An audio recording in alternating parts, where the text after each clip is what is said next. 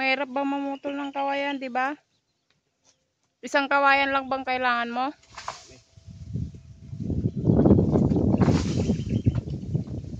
Yan guys. Putol niya na po yung kawayan tapos hahatakin niya na po. Kahirap niya pong tinatanggal. Kasi nakapulupot pa po siya sa taas. Ayun o. Ang hirap po magtanggal.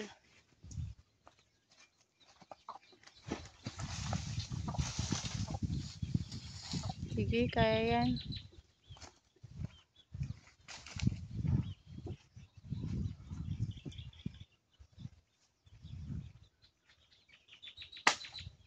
Magaganda yung maliliit na yan. Gagamitin nga sa pom-poms.